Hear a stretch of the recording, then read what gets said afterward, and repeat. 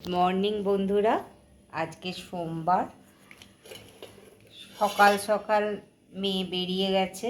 এখন তাড়াতাড়ি অফিস যায়।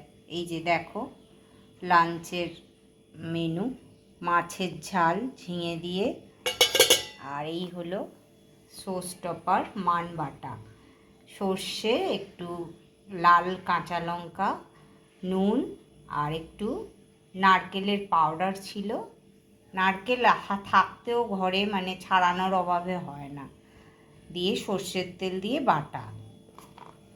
আর এই হলো কালকে করেছিলাম আমের টক, আর এই হলো লেবু পাতা দিয়ে ডাল। আমার গাছের গন্ধরাজ লেবু আছে। লেবু হয় না খুব একটা, দু একটা হয়েছে, অনেক দিনের গাছটা। ওই পাতা দিয়ে মুগের ডাল। আর এইখানে একটা শাক আছে, কালকে কলমি শাক ভাজা করেছিলাম, ওইটা বার করে রেখেছি, আর ভাত। আর এই রাতের এইটা আমার ফেভারিট, কুমড়ো ঢেঁড়স আলু দিয়ে একদম ভাজা ভাজা। এখন সব কাজ রান্না বান্না হয়ে যায়, মেয়ে বেরিয়ে যায়, তখন এই সব কাজগুলো করতে থাকি। আমি বসে থাকতে পারি না, আমার ভালো লাগে না, মন খারাপ লাগে, এইগুলোর যত্ন করি। এটা মনে হয় সিঙ্গেনিয়াম। এটাও না হাওড়ায় গেছিলাম, একটা বড় বাড়ির মানে নিচে, এগুলো একটা থেকে একটা হয়ে যায়, সেই কচু শাক যেরকম হয়,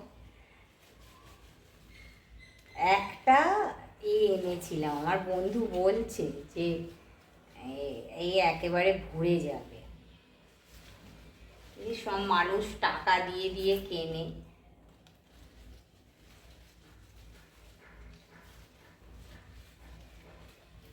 এগুলো প্রায় ইনডোর প্ল্যান্ট, আমার ছাদেও রয়েছে রাখা। এগুলো কি বলতো মানে হয়ে যায়,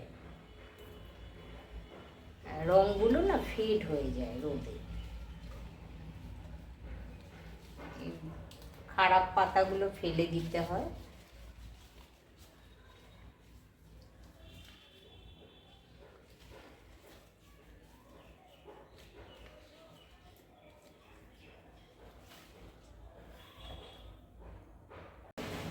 গুড মর্নিং আবার বললাম, তখন তো দেখায়নি, লাঞ্চ দেখিয়ে দিয়েছি।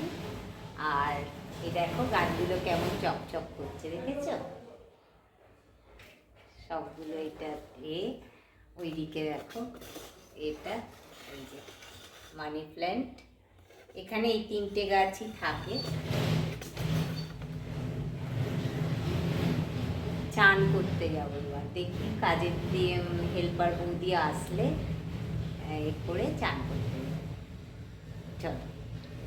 এই দেখো এই অ্যান্থোরিয়ামটা না কেমন হয়ে গেছিলো, ফাঙ্গাস লেগে গেছিলো মনে হয় সেদিনে।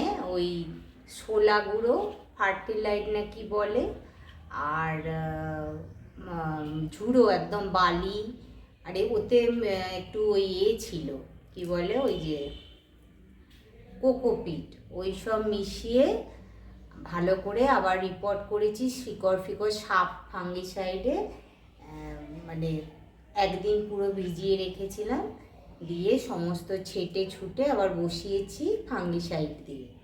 আর আজকে একটু এর মধ্যে হলুদ দিয়ে দেবো, যাতে আরও ফাঙ্গিসাইড মানে না লাগে।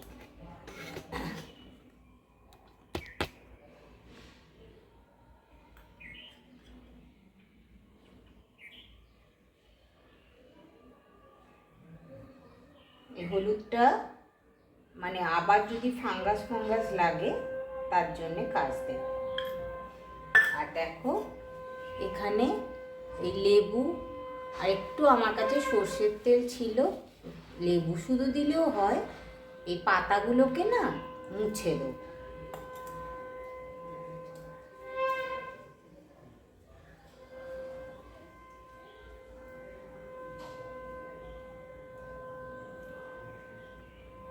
কাজ না থাকলে যা হয়, মেয়ে বেরিয়ে গেছে সকাল সকাল, আগে বজবজ কলেজেও যখন যেত আমার কাজ তাড়াতাড়ি হয়ে যেত, রান্না টান্না কমপ্লিট। এবার ছাদে তো আর যেতে পারছি না এই রোদে, আর আমার যাওয়া বারণ স্কিনের জন্য, তো বসে বসে এইসবই করি।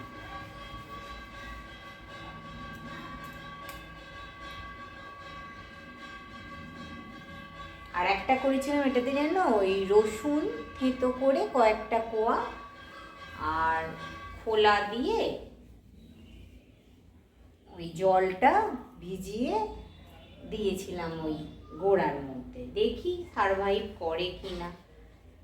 খুব সেন্সিটিভ গাছ তো এগুলো, আর খুব এটার দাম নিয়েছিল 350 না 400 টাকা দিয়ে কিনেছিলাম।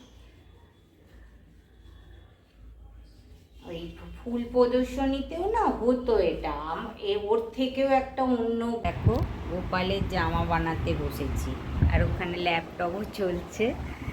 এই যে এটা হলো অস্ত্র, মানে ওই বক্রম যেটা বলে, শক্তটা না। এখানে আমাদের বক্রম একটু যেতে হয় বলে ওই পপলিন কাপড় টাইপের একটু মার দেওয়াই ওই এনেছিলাম, ছায়া ফায়া যে করে ওই কাপড়, এটা অস্ত্র হিসাবে দিয়েছি। আমার তো জানো আমি আগের ব্লগে দেখিয়েছি, এই যে আমার সব মাপ করা। এইটা তোমার 8 নম্বর, এই 4 নম্বর গোপালের, মানে বেশটা, এই বেশটা 8 ইঞ্চি, এই গোলটা 8 ইঞ্চি, হ্যাঁ, তাহলে ঘের মতো হয়। আর এটা আমার বড় গোপালের, এটা আমার বড় গোপালের 6 নম্বর গোপাল আমার, ওর এইটা 10 ইঞ্চি, মানে এই বেশটা এখান থেকে এতটা 10 ইঞ্চি। এইগুলো মাপ আমার করা, তো অনেক দিন থেকেই বানাই। আর আমার জিরোটার, এই যে জিরোটার তোমার এইটা হলো 4 ইঞ্চি নাহলে 5 ইঞ্চি, খেয়াল নেই আমার ঠিক, এটা মনে হচ্ছে 4 ইঞ্চি হবে। 4 ইঞ্চি বা 5 ইঞ্চি হলেও হয়, এও বড়ই হয়, তাও ঠিকঠাকই হয়। 4 ইঞ্চি বা 5 ইঞ্চি এই বেশটা, এইটা আমার ছোটোটা। এবার এই মাপ বসিয়ে এই অস্ত্র আর এই কাপড়টা, এই অস্ত্রটাকে আগে মাপ দিয়ে কেটেছি, হ্যাঁ, কেটে এই সুতির এই কাপড়টা একটু 1/2 ইঞ্চি করে বড় করে গোল করে ওই মাপেরই কেটেছি। আর আমি এই রকম কম্পাস দিয়ে, এই যে এরকম কম্পাস এরকম মাঝখানে বসিয়ে যতটা যায়, আমার ওই বড় গোপালের ওইটার না যেতে চায় না, তাও ঠিকঠাক করে গোলটা করতে হয়, এরকম করে করে নিই, তাহলে সুবিধা হয়। হ্যাঁ, আর তোমার এই এবারে এইটাকে এরকম ফোল্ড করে, যেই কাটা হয়ে যায় এরকম ফোল্ড করলে 4 ভাঁজ করলে এই কোণটা হয়, এই কোণটাকেও আবার এই কম্পাস দিয়ে গোল করে নিই। তখন গোল করে নিয়ে এই ধরো 1 ইঞ্চি মতো, আমার বড় গোপাল পরে 1 ইঞ্চি, না হলে ওই 1/2 ইঞ্চি রাখলেও হয়, 1/2 ইঞ্চি এরকম মেপে এইভাবে গোল করে নিয়ে গোল করে কেটে নিই। কেটে নিয়ে এই পুরো 4 ধার, এই যে দেখেছো, মানে বড় কাপড়টাকে অস্ত্রর মধ্যে দিয়ে এইটাকে একটু বড় রাখতে হয়, 1/2 ইঞ্চি বড় করে কাটতে হয়, করে পুরো এই যে সেলাই দিয়ে নিয়েছি। এবার আমার কাছে লেস আছে বলে তাই ভালো লাগবে বলে দিচ্ছি, নাহলে তোমরা কাপড় এরকম সুতির কাপড়কেও এ দিয়ে করতে পারো। কীরকম জানো, এই যে এই আমি দড়ি, এটা আমি অর্ডার দিয়ে আনিয়েছি, এই যে দড়ি আগেও আনিয়েছিলাম। এবার কি বলো তো, এই উল্টো দিকে সেলাই দিয়েছি, এই যে মাপ করে উল্টো দিকে সেলাই দিয়েছি, হ্যাঁ, এই যে উল্টো দিকে সেলাই দিয়েছি, দিয়ে এবার এটাকে এরম সোজা দিকে করে নেব, বুঝেছো? এই যে আমি প্রথমে আজকে ভিডিওটা খুলিনি, আসলে অনেক দিয়েছি বলে, আর ভাবলাম একবার দেখিয়ে দিই, আর একবার দেখাই। এই যে এটা আমার একটা ডিজাইনও হয়ে যাচ্ছে, এই লেসটা চওড়া। এবারে আমি এই এখান দিয়ে দড়িটাকে এরকম দেব, এই যে এরকম করে দড়িটাকে দেব। দড়িটা কিন্তু এর সাথে সেলাই করব না, এখান দিয়ে সেলাই করব, দড়িটা ছোট বড় করা যাবে, মানে গোপালের যতটা কোমর বাঁধা যাবে। এরকম মাপ করে কেটে নেবো দড়িটা এখান দিয়ে, করে এখান দিয়ে সেলাইটা দেবো। বোঝাতে পারলাম? আমার কাছে চওড়া লেস ছিল, আর এমনিতে আমি করি ওই মানে পুরো একটা কেটে এইরকম লাগিয়ে দিই। এখন যেগুলো স্টাইল হয়েছে গলা দিয়ে লাগিয়ে এরম দিয়ে পরানো, আজকে একটু চেষ্টা করলাম এই রকম করার। এই যে এরম দুটো লেস কেটেছি, প্রায় ওই 6 ইঞ্চি মতো লম্বাটা কেটে এই দিকটা সেলাই করেছি পেছন দিক দিয়ে, আর এই যে এদিকটা এরম এরম ডবল হাতার মতো করে সেলাই করেছি। হ্যাঁ, চেষ্টা করলাম, আমি নাহলে করিনি এইরম। এই যে এরকমভাবে ডবল করে এইভাবে সেলাই, বুঝতে পারছো সেলাইটা? এই যে এরকমভাবে দুদিকে এইরকমভাবে সেলাই করেছি ওই হাতার মতো করে। হ্যাঁ, এটা তোমরা নিজেরা করতে গেলেই বুঝতে পারবে। আর এই বুকের এখানটা, এই যে বুকের এখানটা একটু জুড়ে দিয়েছি, হ্যাঁ, যাতে গোপালের বুকটা বন্ধ থাকে।